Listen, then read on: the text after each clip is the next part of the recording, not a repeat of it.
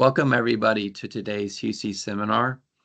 And it's your first time here. We're happy that you made it. And for those who are our frequent attendees, we thank you for your support. And we also are happy to have our NIDS president, James Petrosky here, and of course, our host, Peter Huessy. And today we're especially pleased to have as our guest, Professor Fei-Ling Wang. My name is Alex Littlefield. I'm the Chief of Staff and a Fellow at the National Institute for Deterrence Studies, or NIDS for short. NIDS is a 501c3 think tank. Our motto is Think Deterrence. We are laser focused on the theme of deterrence, which is another way of saying peace through strength. And we promote this perspective through our weekly podcast, The NIDS View and NIDS Knowledge, our journal Global Security Review, our NIDS Academy, and events such as this one, as well as in-person events in DC and elsewhere. During the Q&A, you are welcome to actually speak directly to our speakers. So I will raise your hand or send me a direct message and I will give you the mic and the camera. We're also proud to have our senior fellow, Peter Huessy, as a key part of our organization and the host for Huessy seminars. He's been hosting these seminars for over 40 years. Peter brings a wealth of knowledge, connections, and insight to our organization. Before Peter introduces the speaker, just remind everyone to post your questions in the chat as after the speaker is kind of nearing the end. He'll speak for about 30 minutes, and then you can start to post all those questions. Our speaker, I first met Professor Fei-Ling Wang in Macau in 2011, and I'm looking forward to his presentation today. Peter will now introduce our speaker. Thank you very much, Alex, and welcome to our president, Jim Petrosky, and also Professor. I want to thank you. It's an honor for us to host you. As I told you earlier, at the end of the Cold War, I had a conversation with Senator Sam Nunn, whose school is where you are director, and I asked him, given the collapse of the USSR, should we continue the seminar series on nuclear threats from Russia and China, Iran and North Korea, as well as talking about arms control, missile defense, and U.S. strategic nuclear modernization? He said, Peter, this all may sound wonderful now, but it's all going to get worse. And we continued this series, and he, as a speaker, always speak first, and he would also speak at the end. And what I call the brothers mayhem, Russia, China, North Korea, Iran, now have become, I think there are 22 different ways which people have described these four countries. The new axis of evil, and NIPP had an interesting show just this week, which was with Chris Ford, Ambassador Chris Ford, and Elon Berman, both of whom have spoken at my series, as well as Mr. Dritrani. Very, very good at look at how are these four countries working together. Well, one of the reasons we asked you to come and talk to us is what you've called the China's big game with the United States, is to give us some insights into not just the nuclear program that China is modernizing dramatically in a breathtaking way, as Admiral Richard pointed out, but what are they up to? And therefore, I can't think of anybody better than you. You have a PhD from the University of Pennsylvania. You are a professor at the Sam Nunn School of International Affairs at Georgia Institute of Technology. You've looked at comparative international political economies. You've looked at U.S.-Asian relations and East Asian and China studies. You taught at West Point at the U.S. Military Academy and the U.S. Air Force Academy in Colorado Springs.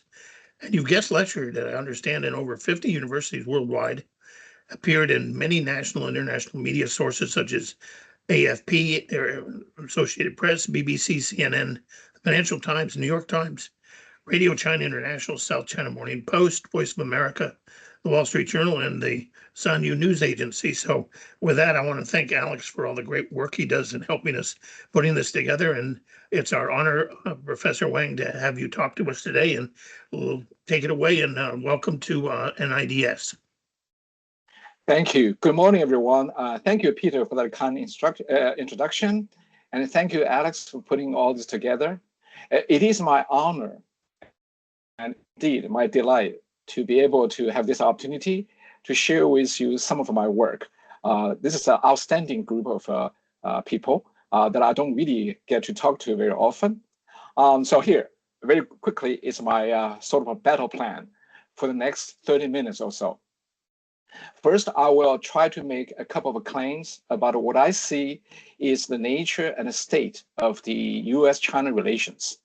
And then I will report on what I see as the Chinese want and what does China want really in the world.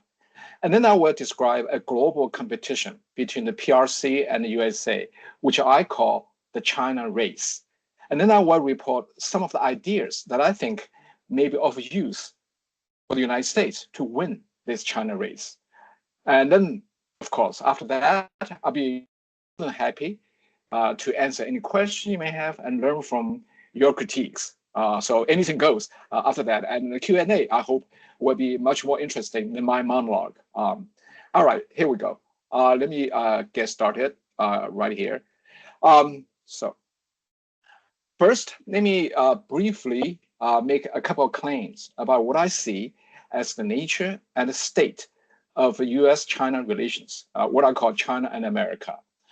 First claim I want to make is I see there are no fundamental conflicts between the two peoples, two nations, the Chinese people and American people.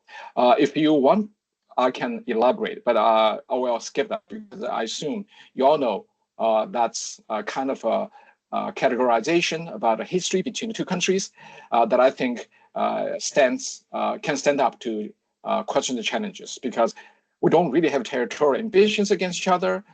We don't really have lingering historical hatred to each other. American people and the Chinese people are really indeed liking each other quite a bit. We oftentimes, unfortunately, have some unwarranted romantic feelings to each other, but that aside. And I also wanted to claim that the US and China have a highly complementary economic interactions. That is, we have the usual trade frictions and cultural differences, but what we produce is what China needs. And what China produces is things we don't want to produce. So this is a highly complementary economic relations. And third claim I want to make is there's still great potential for the two countries, two nations to work together to improve the world. And finally, I want to make a claim on this slide, that is, can the two countries live and let live, live and let live, sort of a coexist peacefully, cooperate and co-prosper? Well, it can be, but not with the CCP-led PRC. That's a claim that I will try to explain a little later. The Chinese national interest and the CCP political interest have a gigantic gap between these two.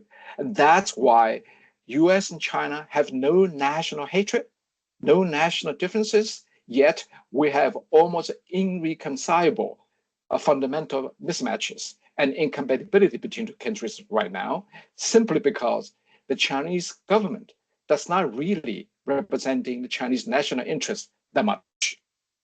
All right, now let me continue to report on what I see is the nature and state of the Sino-American relations.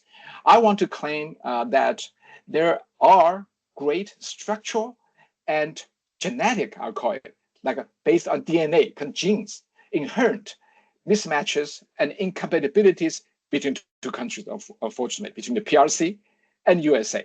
Right? We are different fundamentally in many critical norms and values, right? And those norms and values are mutually exclusive, unfortunately. They are all about how to govern people.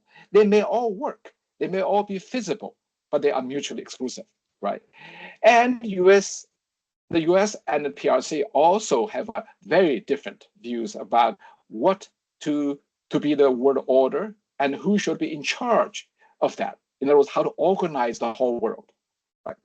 So therefore, ever since 1949, when the PRC was created, and some American visionary leaders back then, including John F. Kennedy, who was a congressman at the time, and General Douglas MacArthur, who was just about to fade away, both actually said very pointedly that rising a PRC, quote, will be trouble for decades to come for the United States. They're right. The rising of PRC represents a reverse of Chinese history in many ways and has been ever presenting a systemic challenge to the United States ever since. And this Chinese challenge or PRC challenge was often ignored or dismissed or wished away by the US leaders. Why was that? Well, we could discuss later, but let me be brief here. I'm making a claim here that is, United States for a long time either ignored or dismissed or simply wished away the systemic, structural, and genetic challenge from the PRC. But the CCP has always been playing this big game. They have never lost their strategic aim, right? Even though they may have to hide it or retreat it when necessary, right? So the point here is it doesn't matter what the United States does or does not do for China or to China. It is by being the United States that this competition will continue. And the PRC will try to challenge, replace the United States as the world leader, right? Because it is not what we do to China or for China or not do or not for China. It is by being America. So that is kind of a genetic kind of a difference I want to share with you here, a kind of a point of observation. Now, to be more specific, what exactly does the CCP/PRC want, right? This particular regime that currently governs the 1.4 billion Chinese people, despite the fact that Chinese people may have very different views about what they want. But here, what matters is what the government in Beijing wants, right? I think they have a minimum and a maximum kind of an aim. At a minimum, I think the PRC seeks to secure its autocratic regime at home and in the world. This, unfortunately for the PRC, for the CCP, has been a no-ending struggle because for a variety of reasons, the PRC is still pretty weak compared to the United States, and the challenge from outside the world has been formidable. So it is a really struggle for them, but they have never given up. So this is the minimum kind of goal. Of course, this goal is kind of at the expense of a democratic rule of law everywhere. It also pointedly targeted the United States simply because the CCP realized from the very beginning, in order to achieve this minimum goal, they must resist, reduce, and replace US power and leadership whenever and wherever possible. Because for them, it is for their existence, right? For their survival. At the maximum, I think the CCP, on the spectrum of their wish list, at the maximum, the CCP seeks to recenter and reorder the world, to replace the, quote, abnormal Westphalian world order with, quote, a normal world empire order. This world empire order could be under the flag of either a world of communism, or now the community of common destiny, or the grand dream of so-called rejuvenation of the imperial China order, right? Doesn't matter what's the slogan. You just have to go to Beijing, go to Tiananmen Square, look at the Tiananmen Gate, and there are two slogans there. One is called Long Live the PRC. The other one is called Long Live the Grand Solidarity of the People of the World, right? Grand solidarity of the people of the world has nothing wrong with that, except who will be leading this grand solidarity. That's the key. All right, so that's what I see fundamentally, what the PRC is up to and wanting from the world. So therefore, I use the term called the China race, the big game, to describe the strategic relationship between Beijing and Washington and the American allies, right? I see this China race, or the big game, or the long game, or the 100-year marathon. People use different words to describe it, as a zero or near zero-sum game for survival. And the payoff is very asymmetrical, meaning that the CCP-PRC political system may go away if China lost this game. But the Chinese statehood or nationhood will actually be secure, strong, and even prosper.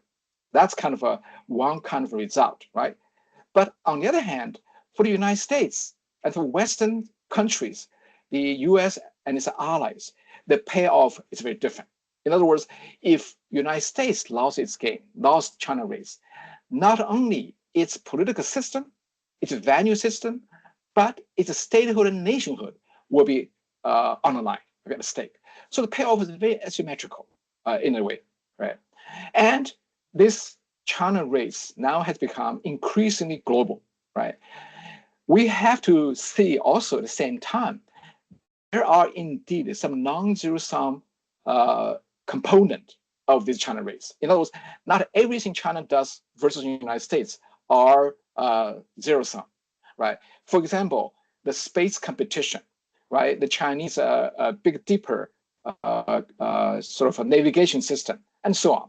Those things actually are not necessarily always zero sum because it's competition. And the United States has been historically thriving through competition. So that's okay. But mostly, what the CCP is interested in doing, in my opinion, versus the United States, is basically near zero sum, if not totally zero sum just yet. All right. So what can we see as the PRC strength in this China race? I actually listed a few things here, right? I may not need to go through them in equal details, but I want to point out the unscrupulousness. In other words, ends justify means. It is actually a great source of power for the CCP. In other words, they have a very little moral, internal, external moral, or legal constraints. They can do whatever. It's like a boxing match. If you don't punch the opponent below the belt, but the opponent feels he's justified to do whatever below the belt is a fair game, then the game is very different, right? And the killer punch may be really decisive. That's the point I want to emphasize. Another point I want to emphasize here is that the CCP not only can extract so much from the Chinese people, because they literally consider people as dispensable tools, but they also have quite good access to the well of Western technology. And in doing so, they also are in a good position to poison the well of technology and wealth in the West. That is something that we will not overlook in this China race, right? So the description about the so-called useful idiots and United Front agents and so on is also something that PRC has been using very effectively to advance its competition with the United States. We can talk more about this later if we have time, right? But I'll be happy to, of course, I'll be happy to answer any questions you may have. Right? Now, the PRC, of course, also had tons of weaknesses, problems, flaws, right? The distinctive and most important flaw, the fundamental flaw is that system is inherently, compared to what is available in today's world, is inherently suboptimal. In my opinion, the PRC has been plagued by many, many structural problems, right? Lack of innovation is just one.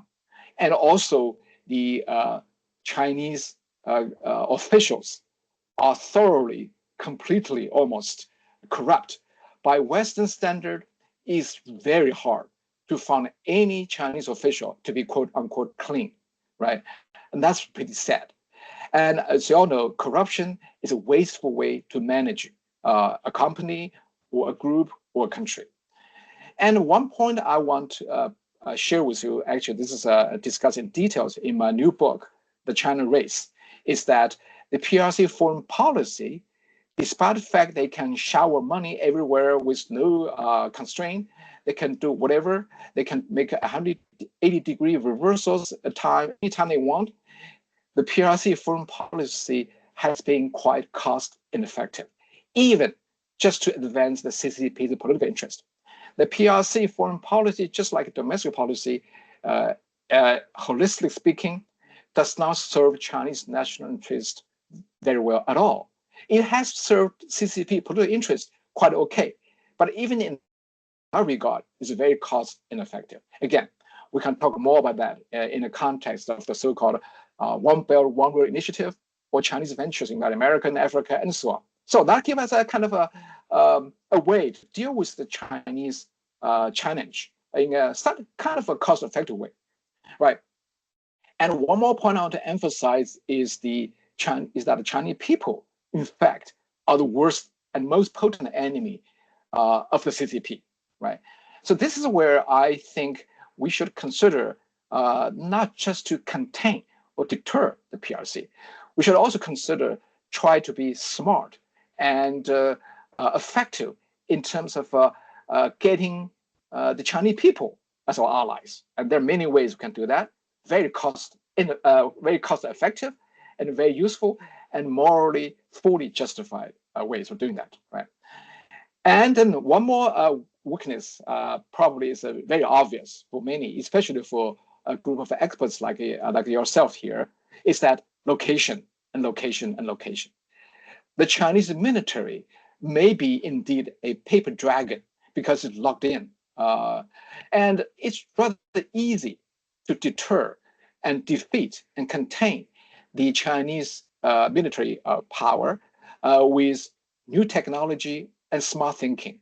And also, again, the location of our allies and the forward deployment of US military assets, right?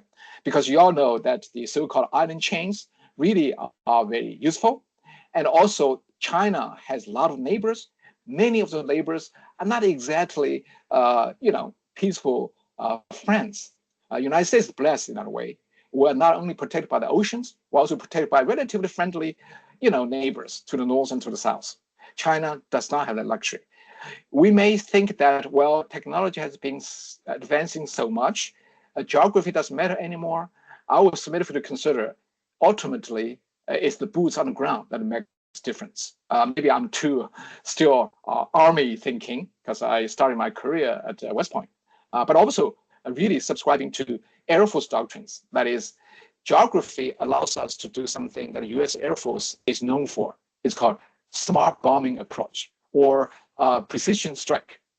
This really gives us a kind of luxury to do things that is quite cost effective. All right, so what is the future about these China race, right? Well, I will actually consider that I see, or I'm speculating merely, that there are four possible outcomes of the China race. The first outcome is somehow there is going to be American capitulation. As some have imagined, the United States could sort of retreat from, Asian Pacific, from Indo-Pacific region, and just let the Chinese sort of take over.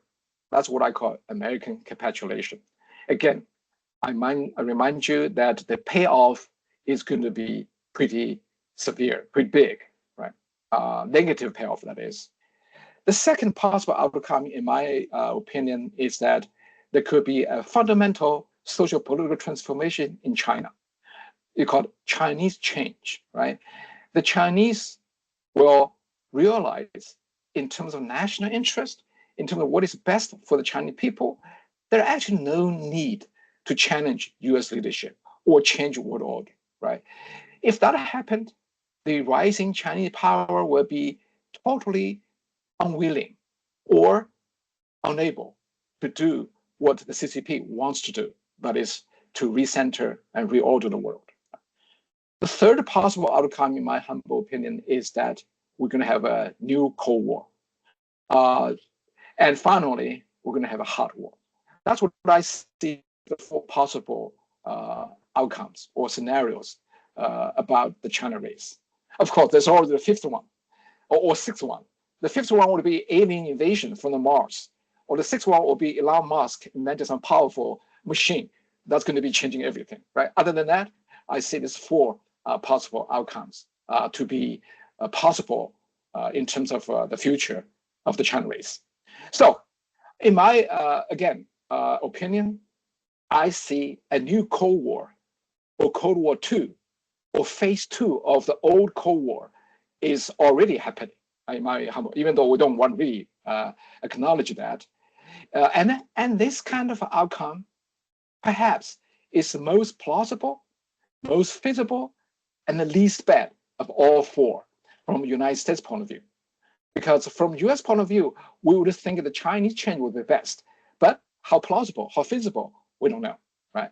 So therefore, I think a new Cold War sounds disgusting, sounds like an old-fashioned, may actually be the least bad option for us. So the point here is how to fight a Cold War. So there comes to the objectives this wonderful institution has been advancing. That is how to use deterrence, how to deter enemy, how to win a kind of competition without fighting a hot war, and also without capitulating. So that is actually where I see the wonderful work you all are doing here. That's very good to world peace and to the interest of the United States. Right. Now, how to win the so-called China race? I think you probably have already sensed my personal bias in terms of who should be a winner. I think that's rather clear right now. But of course, people do not agree on who is going to be the winner, especially people in China. They don't think, United States should be winner. They think perhaps the Chinese should be winner. That's something I've been trying to tell my Chinese friends again and again. That is, if the PRC won somehow the China race, achieves the goal, the Chinese people will actually be the people who suffer the most, not American people. That's something that is often lost to many Chinese friends.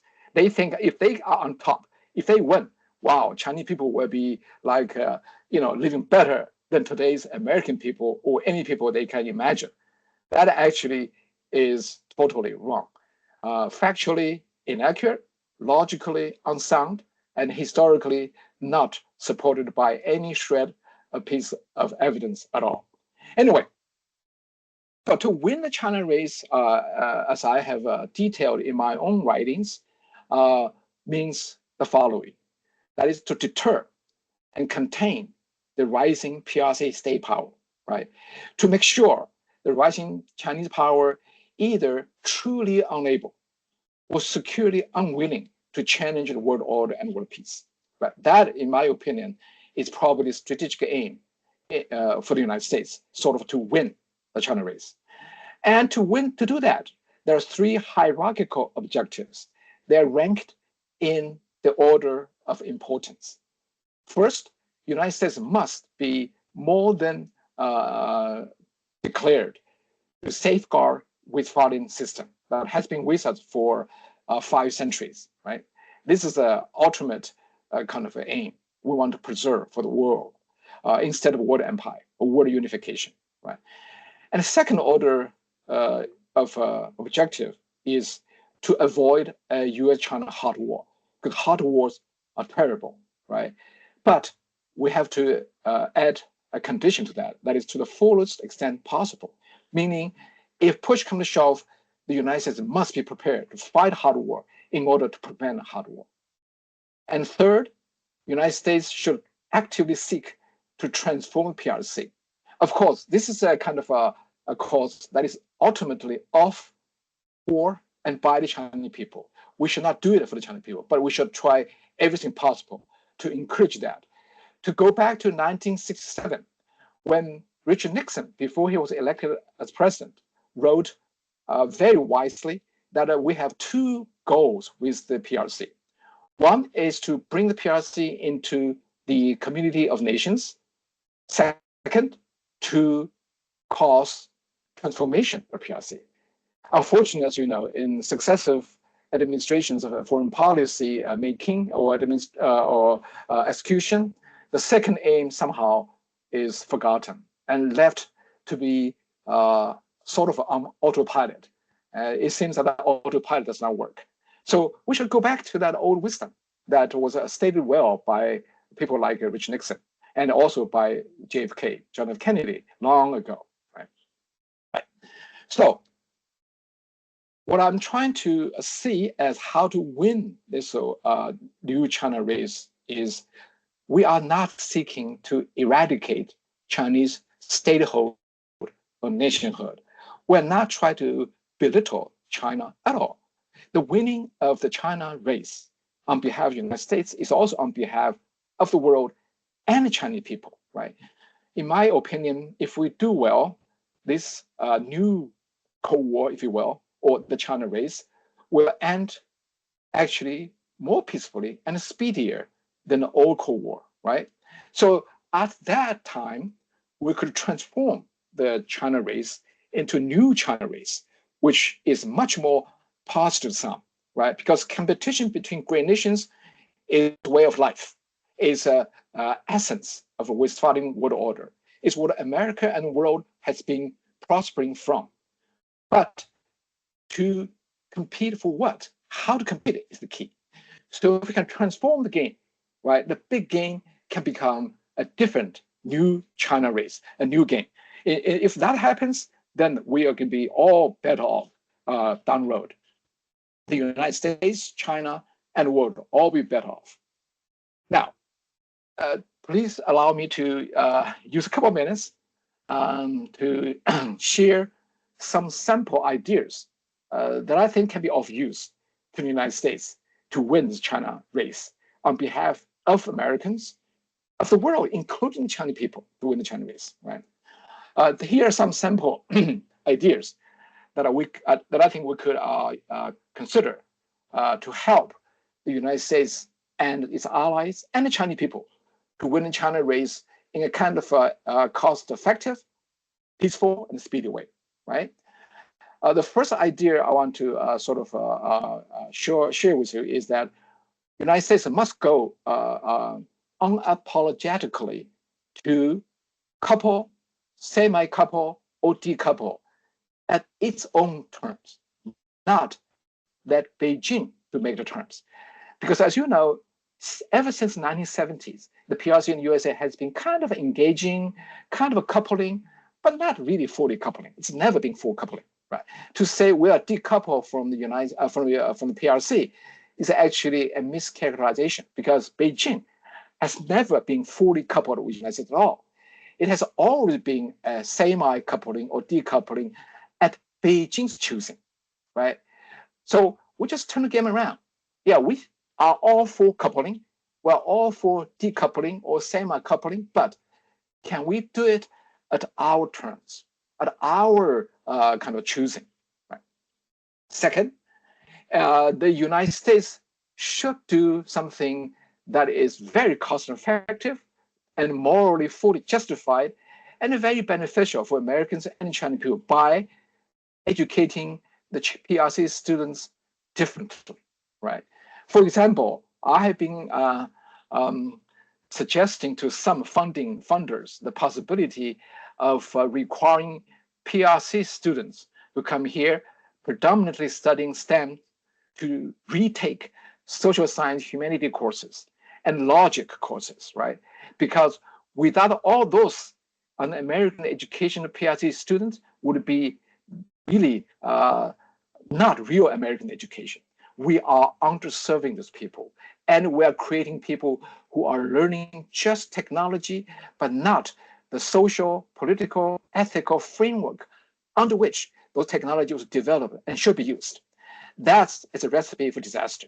So it's very easy way, maybe a couple more years extra time for a PRC student who come to the United States study computing science to retake Chinese history and American history, world history, logic, civics, and so on, to compensate for what they did, to offset what they were educated back in the PRC, and to have their American degree full and complete and real, right?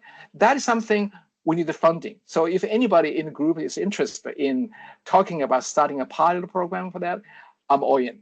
I think that's actually very cost-effective, very useful way for all, because there has been study suggesting that many American-educated engineering students who returned to the Middle East turned out to be deadly against American because their education in the United States was incomplete. They were never taught how to view world history, how to view human rights, and so on. They were only taught how to make machines, bombs, and so on. That is a terrible mistake because our education is not complete. We give them a substandard American degree. That deserves everybody. Right? So that's one idea. And the third idea is actually very pointed. We should do what President Ronald Reagan declared the Browning Gate in Berlin back in the 1980s. to tear down this wall, to tear down this firewall in China. The Chinese people, when they are well informed, I'm fully confident they can make the right decision.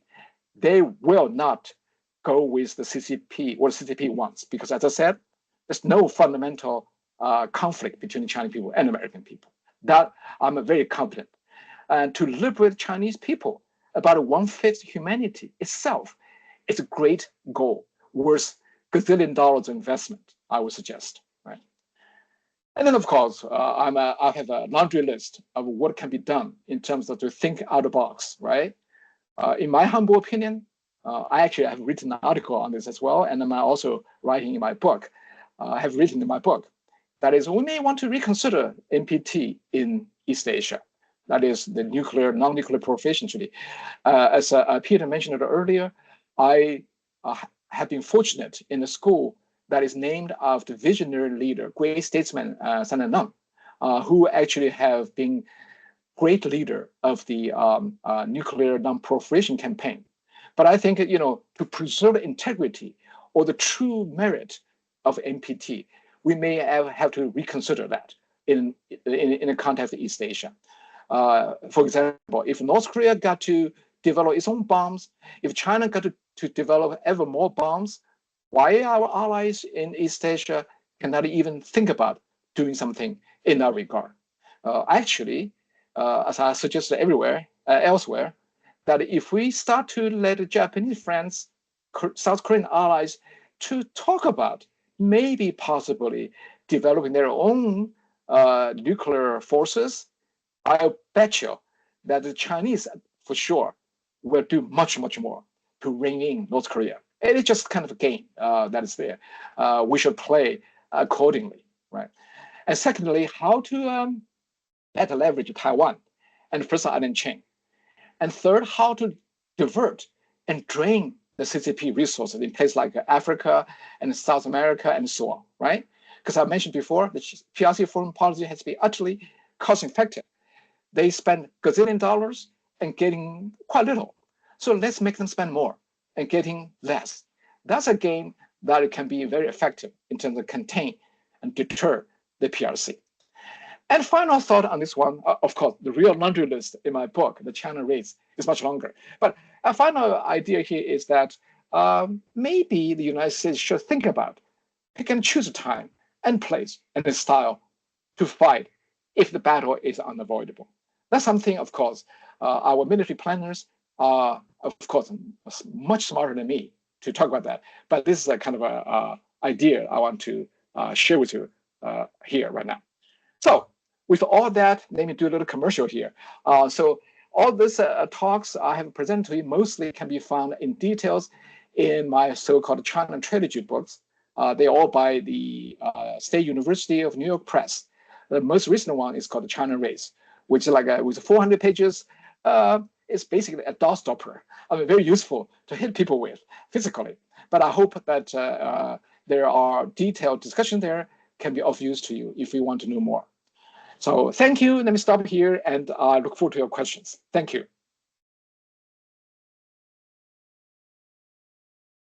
Thank you. And here's Peter. You got it, Peter? Yes, sir. Professor. Yeah. Here's my question. Yeah. What, in your view, are the implications of the strategic cooperation of China with Russia, Iran, and North Korea? Great question. I think it is very important to watch what the Russians and the Chinese are doing, right? As you know, as Peter mentioned at the beginning, as many of you know, there have been many talks about what is emerging out of the so-called cooperation or friendship or friendship between Moscow and Beijing and so on, right? You could call them new axis of evil, or new axis of a challenge, or new axis of autocrats and so on, right? Different names, doesn't matter, we don't really know yet. It is very important because traditionally speaking, the Chinese relied on the Russian military technology a great deal, right? And also now, the Chinese rely on Russians for resources, especially energy, quite a lot as well, right? But if you buy into my analysis of the Chinese foreign policy, and if you buy into my analysis of logic of autocracies, you may agree with me on this one. That is, between two autocrats, between two dictators, there are not really any reliable alliances possible. You only have the used and being used kind of relationship, right? Usually it doesn't last very long. Just look at last time, the Axis powers. What they did with each other, for each other, is laughable. Like Italians and Germans and Japanese, did they really cooperate with each other to advance something together? Or they actually have their own thinking? Well, I think that in the minds of Putin and in the minds of Xi Jinping, they probably share something in common. That is to knock down the United States, right? That's what they share. Beyond that, they probably have some fundamental disagreements. I've been to Russia a couple of times.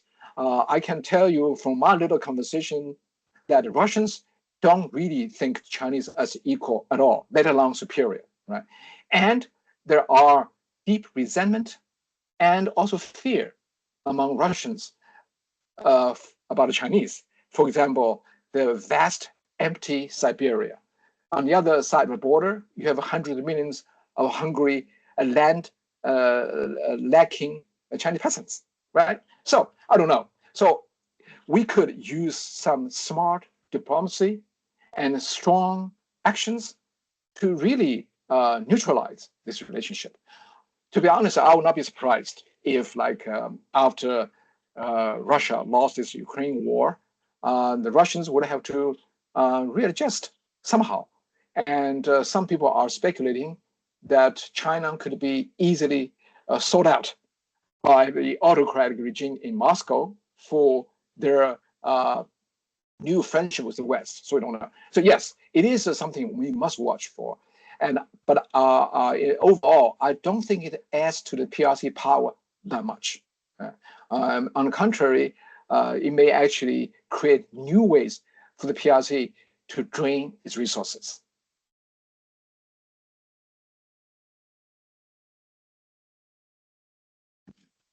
I do want to let people know that if they want to ask a question of the professor, to what's your chat question? And Professor, I think you're muted. Thank you. I'm muted. I'm sorry. Now you're unmuted. Come on. Good. All right. Yeah. Questions? Oh, let me go to chat maybe. Oh, there's some questions here. All right. So you guys are going to be letting me off so easy? Yeah, Peter, you're actually muted, and I think Professor Wang, it was an internet problem. All right, we have one from Adam. Okay. I'll go ahead and give the mic over to Adam. Okay. So go ahead. Yeah, I'll just take a moment there. Hey, great talk. Thanks for being here today. It was your take on the Chinese was really interesting. I wonder, for the United States, I agree largely with your assessment, and I wonder for the United States if, as we try to counter Chinese actions, CCP actions, should we make the Chinese people our center of gravity in, say, an effort to turn the Chinese people against the CCP, or should we, look more at countering them militarily? Because it seems to me that if we can win over the Chinese people and, essentially encourage regime change, that would be a more effective approach than trying to counter the Chinese in every military activity they engage in. Yeah, Adam, that's a great question, and right on. Actually, your answer to your own question is actually excellent. I agree 100% that the most peaceful, easiest, and most rewarding way to win the China race is to get the Chinese people to be working to improve their own fate, their own destiny. In other words, to empower the Chinese people, to enlighten the Chinese people, to help them in any way we could, sometimes deliberately help them in some way we could, to empower them, to educate them. Well, educate not to sort of give them new things. Educate in a sense, just let them to educate themselves, to open up the internet, for example, right? I think with American technology power, we could easily help the Chinese people to penetrate or even tear down the Great Firewall, right? To allow the Chinese people to have access to their own history, their own standing in the world. Chinese people, based on what I know, I mean, I'm an ethnic Chinese people. I'm a Chinese American, probably so. So I can tell you, Chinese people and American people are fundamentally all human beings. We want the same, we desire the same, we feel the same. We feel the same. The crucial difference is how we are fed in terms of information and how we are led or forced to do things, right? That's the difference, right? So if we should never ever overlook how important the military power the United States has is in this China race, because we must keep the US military strong. That, unfortunately or fortunately, is the only thing the CCP recognize as a deterrence to their action, to their aggression, right? Because those people, even though they talk about this ideology, that ideas, those people are power worshippers. They really worship sheer power. So it's quite important to keep the United States military strong and way ahead of the PLA, the Chinese military, right? But the fundamental, most effective way is to go through the Chinese people, to empower Chinese people, to make them, to transform the China race into a positive sum game. Kind of a near zero sum game. Sorry, there was a kind of phone call coming, disrupting me. Sorry about that. It's actually kind of a scam call, likely kind of thing. Sorry about that. Anyway, so I would suggest that in my book, The China Race, I proposed an idea I call it counterformation. That's a containment, deterrence, plus transforming the Chinese society. We should be unapologetic to say your system sucks, right? Your people want something much better and they deserve something better. And we're gonna help you, instead of hiding behind the kind of really Hippocratic kind of cover, say, oh, we don't want to intervene into your internal affairs, stuff like that. Yes, we don't want to intervene in Chinese internal affairs. Who would want to intervene in the internal affairs of 1.4 billion people? That's too much burden. But we should be unapologetically saying, Chinese people, we know you, we want to help you. Right? Here's what we're going to do. Right? At the same time, we must have enough to deter any aggression Beijing is likely to launch outside China. So it is, yes, fundamental way to win the game, but it should be actually, in my opinion, lower level of importance, because it is still, of course, eventually, it is something of, for, and by the Chinese people. Right? We should not do it for them, but we should do everything possible to enable that through smart engagement. Thank you, Professor. We have a question from a colleague of ours from the Air Force's A-10 office. The A-10 office, as you know, is the Deputy Chief of Staff to the Air Force Chief of Staff, and he handles bombers and ICBMs. And the question is, how do you see the Chinese nuclear modernization effort leveraging their efforts in the South China Sea or Taiwan?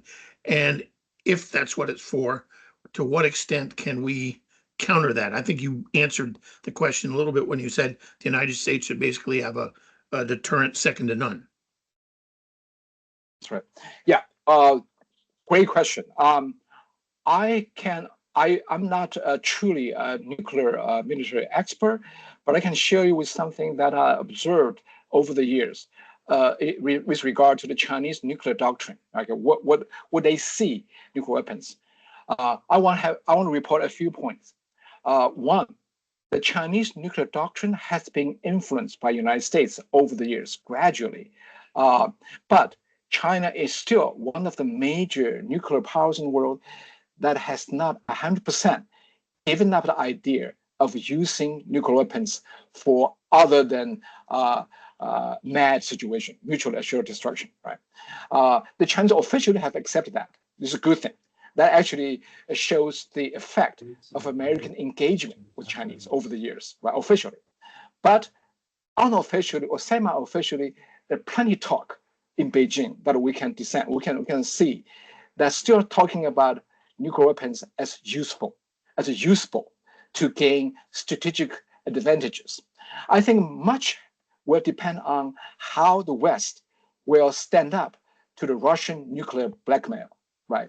Because Vladimir Putin is hinting here and there he may use nukes, right? How do we deal with that?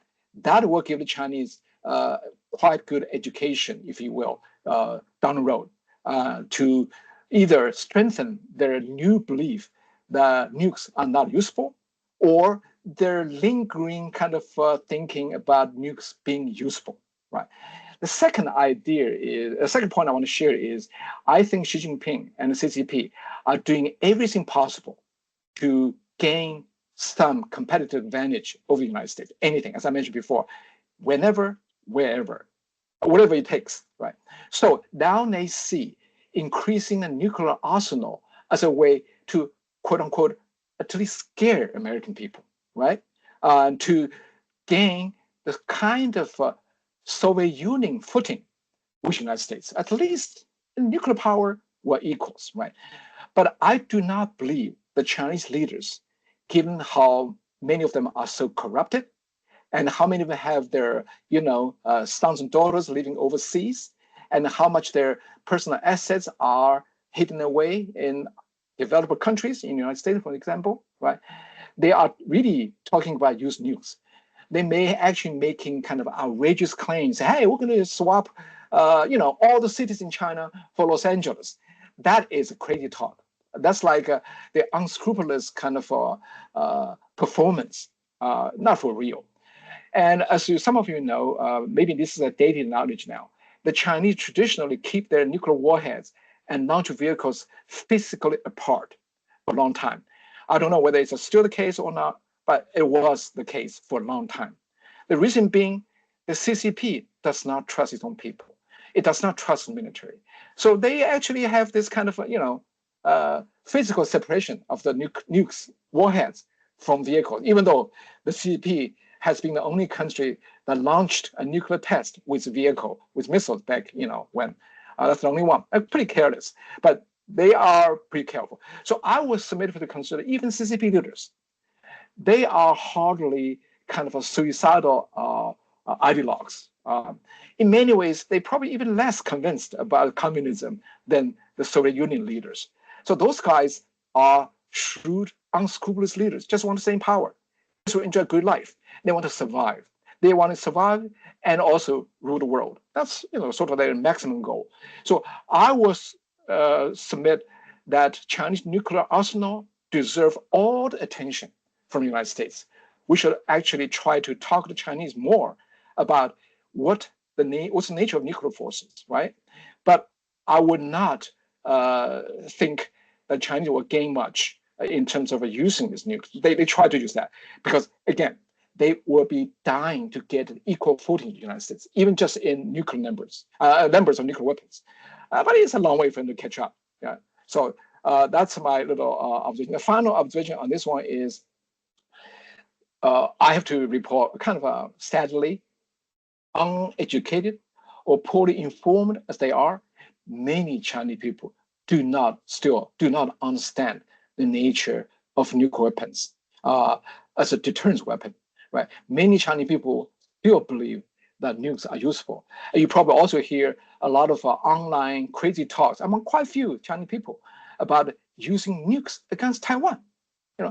Just kind of crazy ideas. So given that, I think it's kind of still a big challenge, a big task for the United States to quote unquote inform the Chinese people. Again, good news is officially Chinese government has said nukes are not useful, but unofficially, and given the unscrupulous nature of the Chinese way of doing things, we have to be very careful on this one. I have another question, Professor, that we're who in the chat function. Yeah. One was, if you do take down the internal Chinese wall that prevents information from getting to the people of the country. Tong Xiao says that the reaction, he's with Carnegie, I believe, thinks the reaction could be very serious because the Chinese Communist Party will see it's a threat to its regime security. How does the US manage that? That's number one. Number two, the Chinese have traditionally raised trillions of dollars in our capital markets, and that money has flowed from America to invest in China. Would be nice to see that money invested in America, because I think decoupling includes taking away that investment. So those two questions, I'd like to see what your comment is. Okay, great. Second question first, because I'm trained as a political economist. I'm always a kind of fond of money matters, even though I don't have much money to invest myself. The question about the capital market is well taken. And as you know, there's currently still about 200 Chinese firms listed on Wall Street. And with capitalization, last time I checked, of over $1 trillion USD, right? That means $1 trillion worth of American and Western money are invested in Chinese firms. That's not including the offshore kind of unregulated capital market, where at least another $1 trillion to $2 trillion US dollars worth of international capital had been used by Chinese firms. All of them are state-owned or state-influenced. Believe me, I'm saying this with a sense of confidence. There's no such thing as a private firm in China at all if you are certain size. If you're of certain size, they're all either CCP owned or CCP directed or CCP influenced. So the capitalist world is financing with trillions of dollars directly to the Chinese firms, right? How many Chinese firms are investing in the United States? Quite a bit. Many of them are not really investing in American firms, rather they invest in real estate purchase, right? And so on, as you know, right? So the kind of a regulated decoupling or half coupling at Western terms will actually benefit America, even financially, right? Because what we can do is to cut off the pipeline of Western capital going to China, especially now in the context of what's happening in Hong Kong and Macau, right? Those two places, the two back doors are being plugged. And so I think the gain is for the United States and the loss is on China.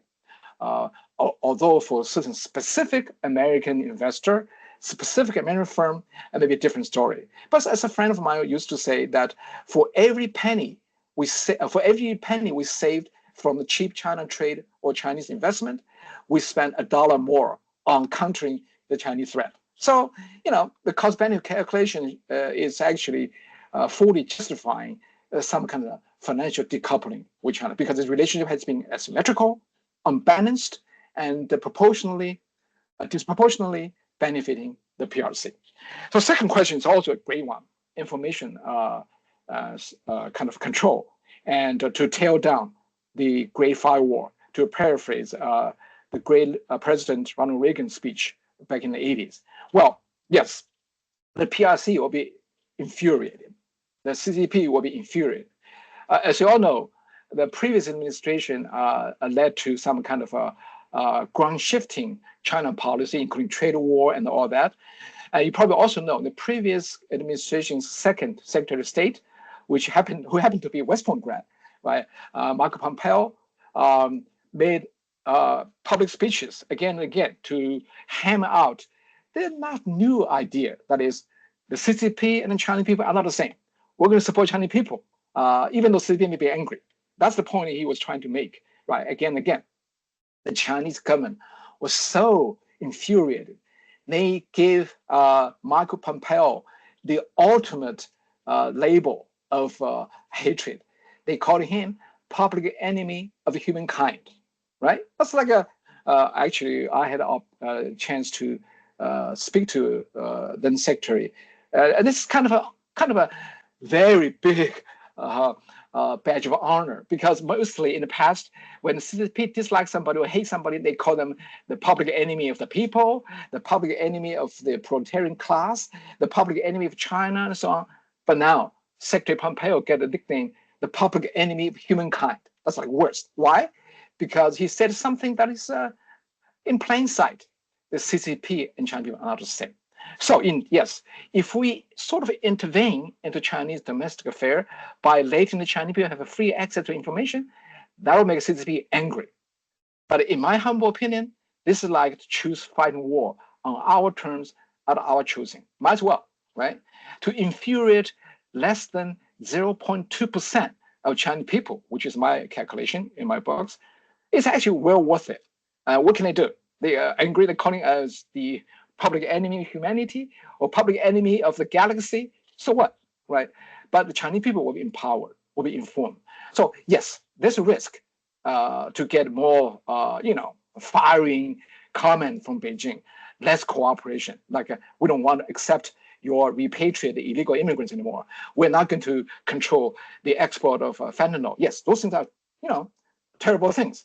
But compared to the overall competition to transform China, to win the China race, those are the small price to pay, in my opinion.